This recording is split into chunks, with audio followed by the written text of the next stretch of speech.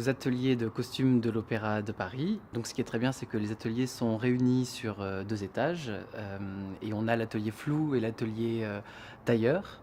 On dit atelier flou et atelier tailleur quand il s'agit de l'homme et de la femme. On appelle ça tailleur parce que c'est lié à une technique de tailleur. Après, on dit flou pour les femmes parce que souvent c'est des robes, donc le tissu est plus léger, il y a plus de mouvement, donc c'est flou. Les maquettes de costumes sont rendues 1 an et demi à l'avance. Ensuite, il y a des réunions avec la costumière qui, elle, a eu au préalable des réunions avec le metteur en scène afin de savoir quelle est la ligne artistique à suivre.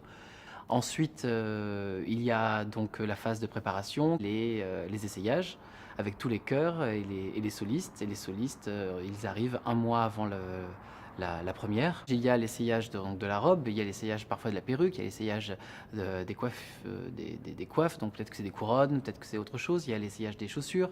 Donc il y a toujours autour d'une personne, d'un personnage, il y a 4 ou 5 corps de métier qui arrivent.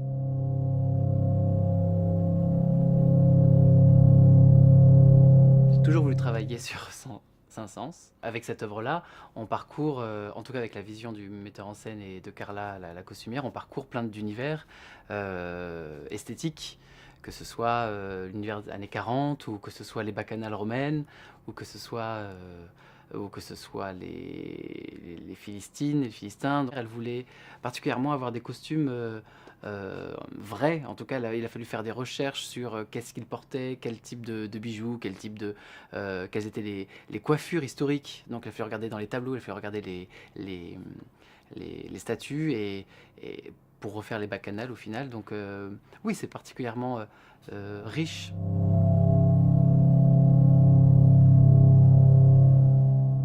Les costumes ont été abordés, je pense, avec une envie d'intemporalité, effectivement.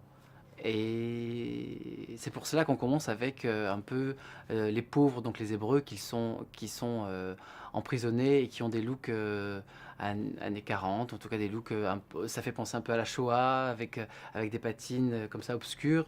Et on termine avec des costumes très contemporains, des costumes vraiment d'aujourd'hui qui peuvent être à la City, ou des costumes oui, d'hommes d'affaires qui se travestissent en bacchanal, en riches romains qui mangent, qui boivent, qui font la fête. Donc le personnage de Samson donc apparaît dans sa silhouette avec un pull années 40 avec un motif losange. Donc et puis donc il est enfermé dans sa prison.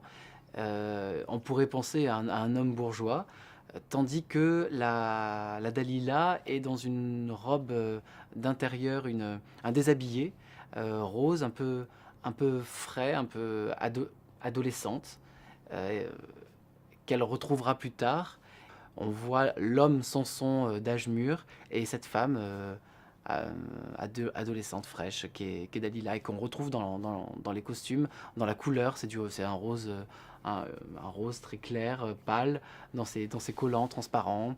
Voilà. Et ensuite, à la fin, Dalila arrive en grande prêtresse, un peu Cléopâtre, avec une perruque or gigantesques, comme des serpents autour d'elle, qu'elle va jeter plus tard au visage de Samson. Et on retrouvera sous sa robe, comme ça, chatoyante de Dalila, de Cléopâtre, on retrouvera cette première silhouette qu'elle avait, comme si c'était à jamais cette jeune fille qui avait été éconduite. Carla Tetti a fait chaque silhouette de costume en fonction des visages et des corpulences de chaque chanteur.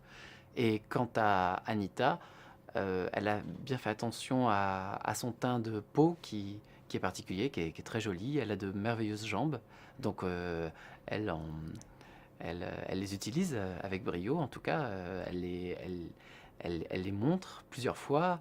Elle sera alanguie comme ça sur un lit peut-être. Je ne sais pas exactement les décors, mais en tout cas, par exemple pour Anita, on joue particulièrement de ses jambes et de son port de tête, car elle en a un très joli.